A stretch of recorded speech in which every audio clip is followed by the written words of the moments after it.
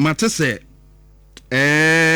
ahemfo ne bi ahemfo nketwa we yeso yo hina wo Banvim say baby say Banvim one of the towns wo etifidu mantem na ohwa IGP at tax force bia omo atifidu mantem a omo aton nubone no a mante no koto no manom de dibone ewo atifidu mantem no tax force no is here from Black Maria omo ne nam atifidu mantem a omo bo omo ho mode pa na papa we DSP Jalil ene die animu na there are calls say DSP no ye nyini film ana ye nyi be tax force no emfiri ho e be say uti audio we bra Facebook Nhyira 104.5 na ti audio we mi wi a na ne me woka na maka bitie wo hene no.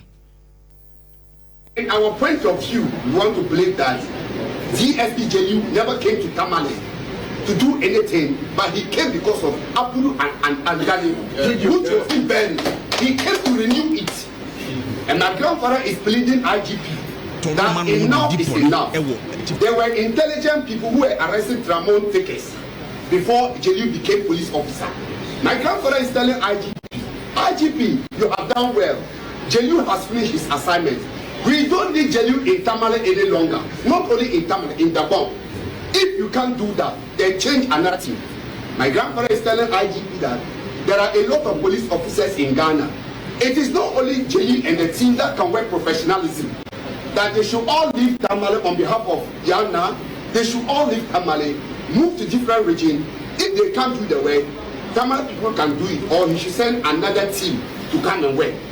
My grandfather is telling IGP that DSP Jalil has come to disgrace the regional commander, deputy regional commander, GNI officers, military officers, because what they are doing indirectly, they have taken their responsibility to work. So my grandfather is feeling IGP. Jalil has done his task. Jalil should not come and read that the grave that was being buried, the pains that was being buried. We don't want another wakekeeping. Jalil should go back to where he came from. Enough is enough. Enti we say ohini bi owo Banvim na o kasa asemwi na o kasa asif say the overlord of Dabon na asoma ne say on kasa ana onka bibisa metie other comments from Crofo e wo Dabon ne ade ne kire say ono ankasa true ono an nimdie mu ene nkrofo bi e ka na wono ma hyeda akoye saa press conference no e de kasa asem na the overlord of Dabon enim ho hwe na hemfuni nyina eta task force ye de mekani se wo ba Facebook a be hwa de task force no IGP extension say wono mo enkoye adwuma in around mid November 2025 na task force no koye no enipa wo mo ache wo mo tru nubone ni nubone o masizi ebi di tramo se wo mo di wuram efiri ehye no so no mo di wuram bi kofa bi free Burkina na other countries so mo di abewura wuram no ma trade wo ho na mante ne to say and tax force equal ye enipa wo ma che wo including a man in penimfuo bi a unsusu kra so mo di nubone and these guys about 51 police officers here omo involved in the task force wo mo ye adwuma no Ejumo Maya no Tamale no. Over the years, the police has been there. Commander no omo kana asem say I task force no beje commander na adwuma ye any way no. Commander what sa commander se bia ba ebia ko ye wo CID fo okrom ho. And so these guys were still there until task force no ekoye. This task force no so wo mo nhwe obi anim. Say we ohini bawu. Say we hwan bawu. When they come na ukredu boni a wonu bechew. Enu na ama nkofi ekoya sa press conference no just against Jalil. Enye tribal issue bia. They just because enkofo eche o yeso mutimi ko patch so we de munya wo mumaye. Eno task force no, they need to be prosecuted. Etu omo kosra enye yi ntino. Omo fin say Jalil DSP nani eden ompene DSP Alhaji Bawa Jalil. Omo fin say nani eden ompene said the ompeso omo wurawura asema ne ye na enye senti no. They want this guy to be moved. But IGP Yohuno me kan kire o say sisi waso was saa wo nsɛm no mo ka no sisi wa so kra because this guy is doing a great job. Osha forest ya obi asuro so obekom even the local police omo wo ho for years. Ba men kra menya kire se sa forest ni bi wo ho kra na police fo kra asuro so obewuram because hardened criminals in shame.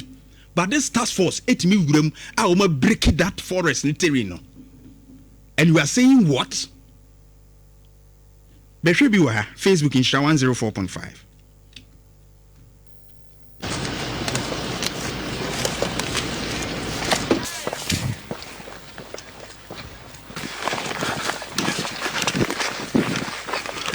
Task force no na wo nam wura mu no forest ni bi ba bia wo mawura no.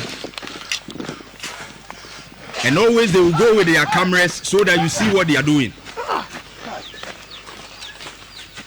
Radio Facebook in Sha 104.5.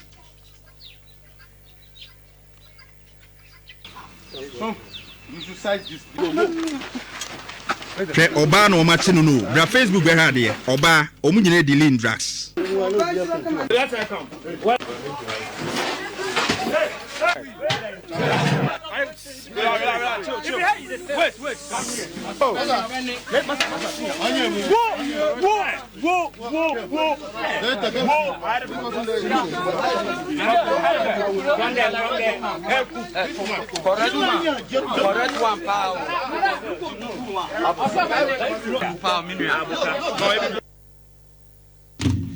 Enti oba Facebook a obehu said we mu dealing drugs. Just screen. Enti se we mu nyina dealing drugs we oba bi oka ho a omu nyina ba bi omo hye. And the task force entered that ba bi omo hye pa no be wura forest bi mu ansa no wako. But omo timi awuram etimi akɔkye omo. Just screen for me. Omo timi awuram etimi akɔkye omo. Adwuma task force no eye no ho no enya agro. The 51 men na omako piem wo tamale no and asefo no mo ye no. And I think that IGP Yohuno sa course we no mo ye no for personal interest. Memfi wo mo kra. Cause these guys are the same guys omo kono no say nu boni be ye na afi omo commit crime wo tamale ni asefo they will come and do robbery any ade. And some pennyfo na wo no mo yes wo mo fa ase no mo ni nkofu bi wo mu a ya che wo mo anya wo de. So they want this task force to be moved out. But for the sake of security and the peace of the people what kromo onti, let the task force continue. Atisa hemfo akese ni nyina task force na chi. Even the chief imam of the northern region omo kochia no so ta wo mo chi. Na ohini bia kote baby na me mpene wo ho na munyini mfiri ha na wa ma commanders ni nye o ma adwuma no wo je aye no wo fa police adwuma ho bayi. Are you training security? IGP Yohuno task force no bo ma baso last year omo share adwuma ase 2 months wo ma adwuma omo ye na o ma wo mo promotion. And I believe that you should motivate them to continue. The Black Maria must continue. Me kai movie bia me hwe Isakaba. Omo adwuma omo ye no ye good. We krasa promote wo mu biem. Hwe mantie we nya kofi fatu hwe nuru agu o manim ha. Ra Facebook be hwe nuru agu o manim. Jeff screen for me. Hwe nuru agu o manim. Hwe nuru agu o manim. Nhyira 104.5. Right. Eugene. Akokoa. Bibi aboko de. Yeah, bibi aboko me ya. Wo ya de. Adom ehun ye when it comes to ni nyina Akokoa obekom no yes ebi wa genuinely no. Omo ya nkorabo ne ba dodo na nso ya dwuma ni ho. Nteno anse na me hwe debate on parliament on 25 hour economy the key anchor program